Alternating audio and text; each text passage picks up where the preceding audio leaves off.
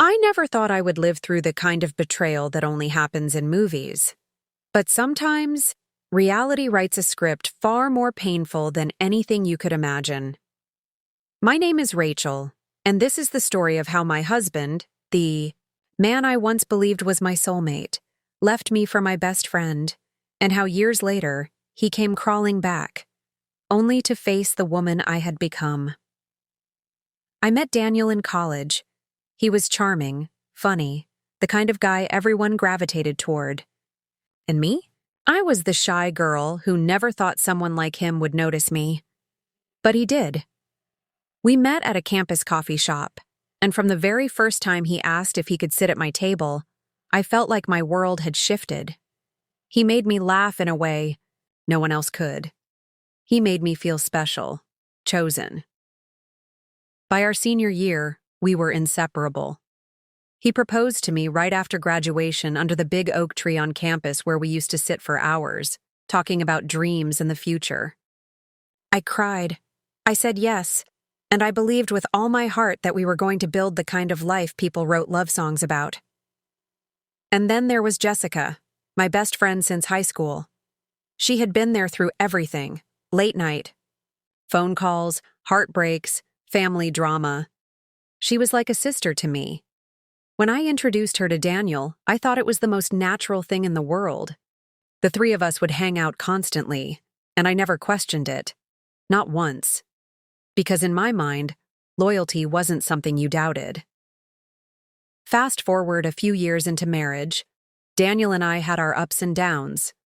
Who doesn't? We were young, figuring things out, working long hours, trying to pay bills. There were arguments about money, about time, about responsibilities. But even in those moments, I believed our love was unshakable. Until the night everything fell apart. It was late. Daniel said he had to stay late at work again. I believed him. But when I couldn't shake this strange feeling in my chest, I called Jessica. I needed someone to talk to, someone who always made me feel better. Except she didn't answer. I tried again. No answer. Something in me snapped. I got in my car, drove to Daniel's office downtown, and parked across the street. And there they were, Daniel and Jessica, walking out together, holding hands like two teenagers sneaking away from the world. When they kissed under the streetlight, I swear my entire body went numb. My best friend, my husband, my world shattered in one single moment. I wanted to scream, to run at them, to demand an explanation. But instead I drove home, shaking, crying, gasping for air like I was drowning.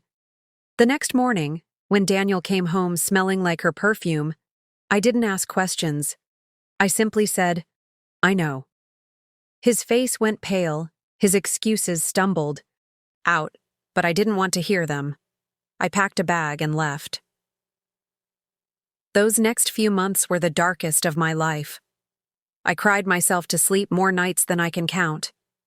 The woman who used to be my sister was now playing house with the man I had loved more than anything. People whispered. Some pitied me. Some said, maybe you should have seen it coming. But I refused to let their betrayal define me. I threw myself into my work. I started small, long hours, late nights. But eventually, my determination paid off. Within a few years, I had built a thriving interior design business from the ground up. I bought my own home. I traveled. I met new people, people who saw me for who I was, not for who I had lost. And slowly, piece by piece, I rebuilt myself. Years later, one ordinary Tuesday afternoon, I was walking through the local farmers' market when I heard someone call my name. I turned, and there he was, Daniel. Time had not been kind to him. His hair was thinner, his face more lined. But it wasn't just that. There was a heaviness in his eyes, a kind of regret that clung to him like a shadow. Rachel, he said softly, almost as if he was afraid I'd disappear. Can we talk? Every instinct told me to walk away, to keep moving. But something in his voice, broken, pleading, made me stop. We sat at a nearby bench, and he told me everything. Jessica had left him, just like he had once left me. Apparently, she had found someone else, someone better, and Daniel had woken up one morning to an empty closet and a goodbye note. I was wrong, he admitted, his voice cracking. I thought I wanted more, but I realize now I had everything I needed when I was with you. Rachel, I made the biggest mistake of my life. For a moment, the old ache inside me stirred. The memories of what we once had, the laughter, the plans, the love. But then, like a flood, the betrayal came rushing back. The image of them under that streetlight. The sound of my own heart breaking. I looked at him, and for the first time, I didn't feel weak. I didn't feel small. I felt strong. Daniel, I said quietly, you didn't just lose me because you made a mistake. You lost me because you didn't value me when I was yours. You lost me because you chose betrayal over love. And now, you don't get to rewrite our story just because she left you. He tried to protest, his voice desperate. Please, Rachel, just give me another chance.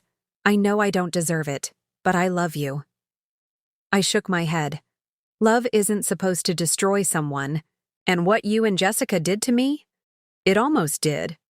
But I survived, and I built a life without you in it. And I'm not going back. I stood up, leaving him on that bench, tears running down his face. For the first time in years, I walked away, with my head held high. That night, I sat in my living room, sipping tea, staring out at the city lights, and I realized something. His betrayal had once felt like the end of my world. But now, I saw it differently. It was the very thing that forced me to become the woman I was meant to be. Independent, strong, unstoppable.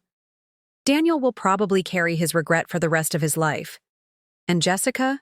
Who knows where she ended up? But me?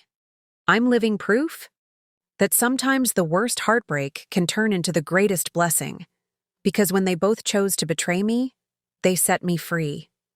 And I'll never let anyone cage me again.